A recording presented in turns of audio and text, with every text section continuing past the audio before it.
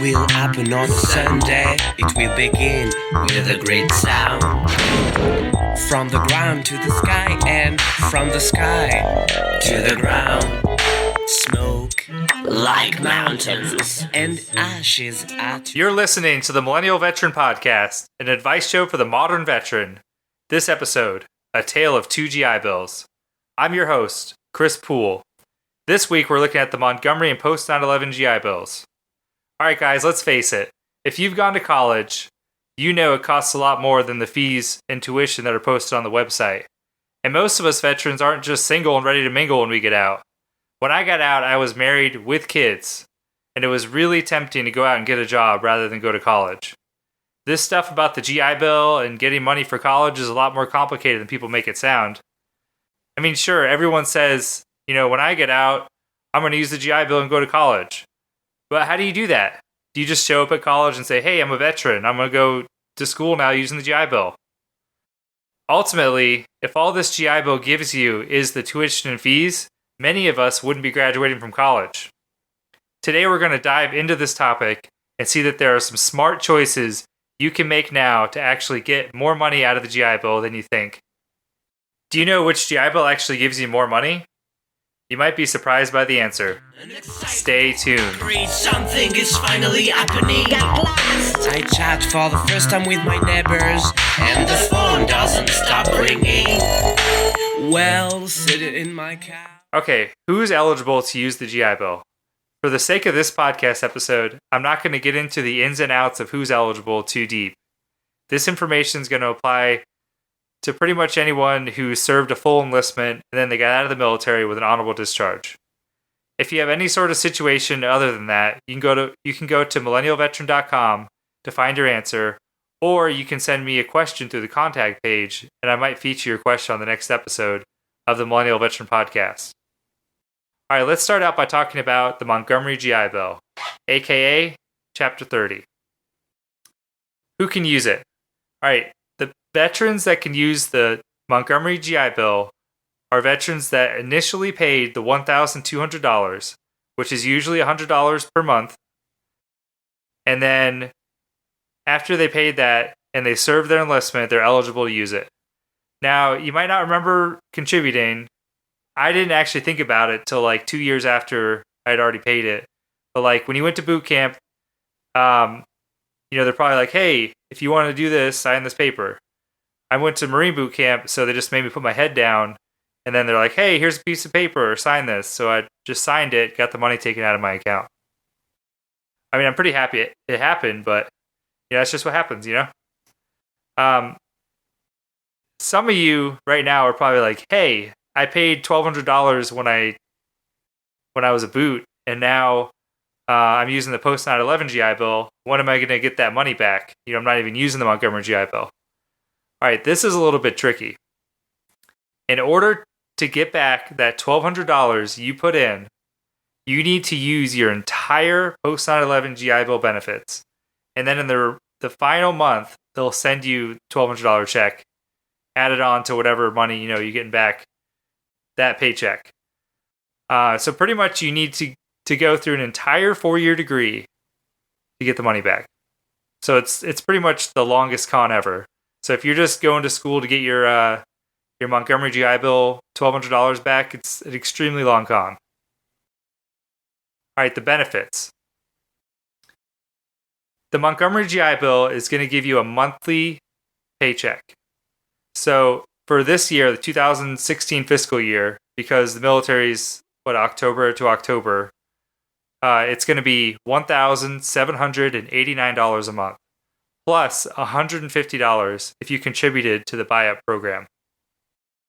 So in total, you'd be receiving $1,939 per month. And this money's all yours. It's your responsibility to take care of this cost of school, but if you're using the Montgomery GI Bill, all that money that I just mentioned is they're going to drop it in your bank account, direct deposit, every month. All right, I just mentioned the buy-up program.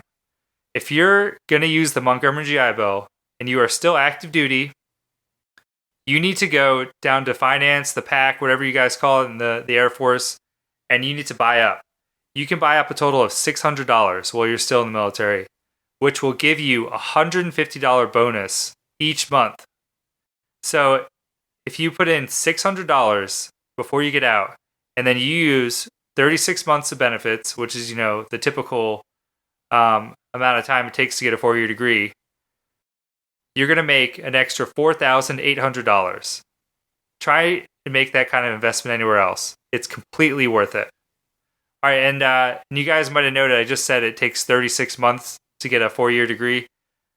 The way school works and the GI Bill's thinking is that you're not going to go to school during the summer.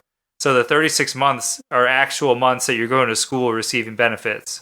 So if you take the summer off, you're not going to actually get any money during the summer for going to school. You only get money when you're in school. All right, my thoughts on the Montgomery GI Bill. It's a monthly stipend. So pretty much if you're good with finances, you get to keep the money. And then a lot of people use this as an option because your school might be paid for anyways. If you have some sort of special state program that gives veterans free schooling, a Purple Heart, and your state gives you free education, you have financial aid, you're using a scholarship. If that's all paid for through the school, you're getting that money. I mean, you can use it for whatever you want. It's your money. You might need it to food, transportation, housing. But yeah, it goes right in your bank account. All right, the post 9/11, aka the Chapter 33 GI Bill. All right, who can use it? I'm not going to get into the ins and outs like I said earlier. Pretty much, if you joined the military after 9/11, you served the minimum. I'm going to say if you served at least an entire enlistment, you're eligible, and you got out with an honorable discharge.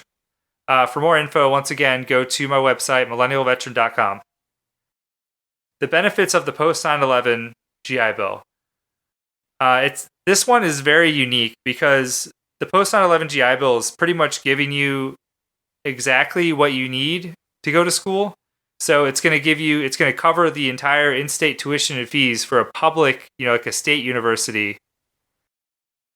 So if you're going to go to one of these state universities, they're going to cover the tuition and fees, pay the school directly, and then they're going to give you a monthly BAH for housing. And they're also going to give you a couple extra bonuses. I think you get a $1,000 annual book stipend. That's pretty much it. The other cool thing about the post 9/11 GI Bill is that if you're going to go to, let's say, like a private institution that's really expensive, there's programs out there called the Yellow Ribbon Program that are going to pay the difference. So the post 9/11 GI Bill is only going to cover the state amount, and then the Yellow Ribbon Program, which I think is like a charity, they're going to cover the rest. This is not guaranteed, but if you're eligible for it, you might get it, and the post 9/11 would actually make it possible for you to go to that school. All right, what does the post 9/11 pay? So, like I just said, you're going to get that BAH. Now, notice when you were in the military, if you received BAH, it was different places you went. So the same is true here. If you're going to be living, like in a rural area, and the cost of living is really cheap, you're going to get a really low BAH. Versus you might also live in, let's say, New York City, where it's I think it's over a couple $1,000s a month. So it really depends where you live. So I'd really encourage you to go check out the website, millennialveteran.com. There's some links on there. You can check how much money you'd actually get for the zip code of the school you'll be going to. All right, before I get into which GI Bill is better under which circumstances, I'm going to say this. If you haven't done so already, go online, go to the FAFSA website, apply for federal financial aid. It's completely free, and if you qualify, you're going to get money out of it. Just because you're using the GI Bill doesn't mean you don't qualify for financial aid. So I would say, just right now, go to the FAFSA website and apply. You'd be really surprised by the money you get back. they want us to go to school. The federal government's going to help out. I mean, I mentioned the FAFSA because this is one of the ways you can get money back from the GI Bill. It's tough going to school sometimes, and you may even need to take out a loan. So if you apply for FAFSA, the federal government will give you a grant, money that you do not have to give back at all, and you're automatically registered for subsidized federal loans. So if something does come up and you need more money for school, it's there. I mean, how do you think these civilian kids are going to school? The ones that haven't been in the military and their parents don't have a lot of money? I mean, they're taking out these loans. I mean, we are eligible for it as veterans. And this financial aid money, the Pell Grant, it's yours. So, I mean, I've talked to some of my buddies that, you know, they got kind of like screwed over by admissions and they really needed money for the semester. And they just didn't know that you could just go to the FAFSA website and the federal government is giving out money to people like us. It's actually really simple. It's not a scam. Really, go check it out. And check out millennialveteran.com. There's a couple hints in there, and you could also ask me a question through the contact page. All right, getting into the comparing the Montgomery and the post 9/11 GI Bill. All right, first off, the Montgomery GI Bill is going to pay you directly for the days you go to school. So each month, the last day of the month, you verify your enrollment and get paid for the days of that month that you were in school. So for instance, if you were in school full time, you know, which is usually 12 or more credit hours, each school is different. If you're in school for that full month, full time, you get that entire amount of money. So it's $1,789. If you're in for, let's say, full time, but that month, the semester ended and it was just 14 days. You only get paid for those 14 days that you were actually in school. So it'd be probably about half, but it's prorated. Now, the post 9/11 GI Bill is going to pay your school directly for tuition and fees, and then pay you the BAH for the zip code of your school. So you need to really, really check where your school is. So let's say, let's say like your school is a couple miles outside of a city, different zip code, and you're going to be living in a city.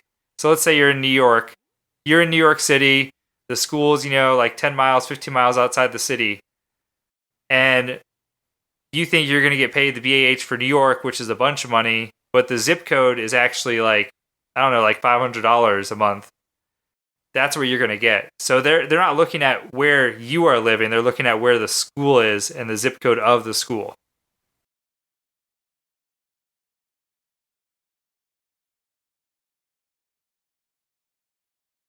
So what we're looking at then, when you compare these two, is which is the better deal for you.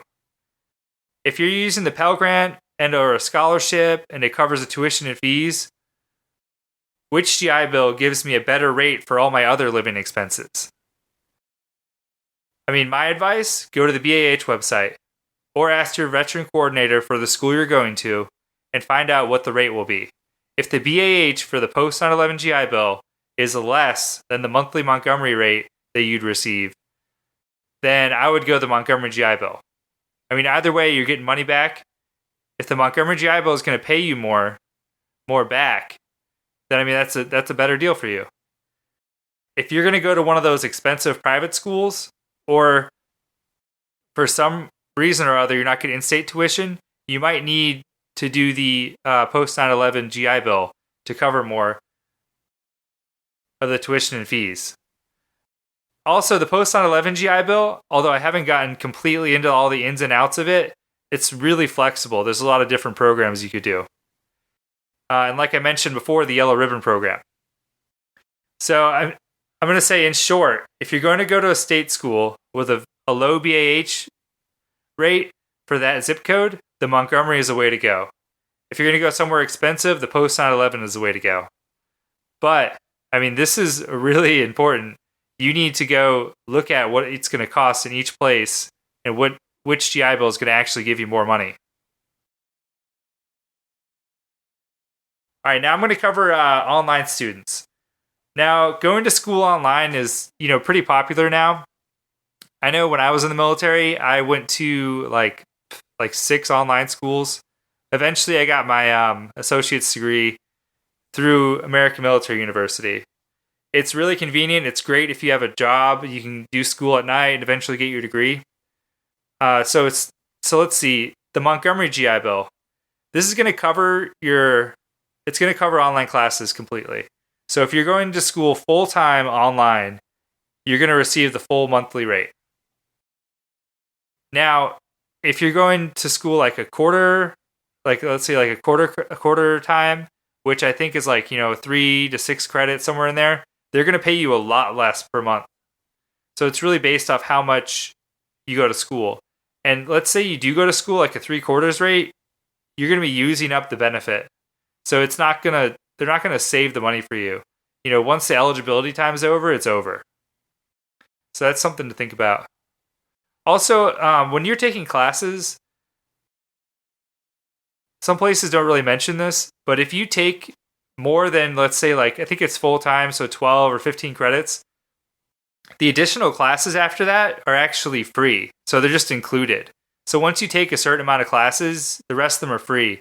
So you could actually save a bunch of money if you take, the maximum amount of classes you're allowed to take. And, just get it over with. Just go to school, get it over with. All right, the post 9/11 GI Bill and online classes.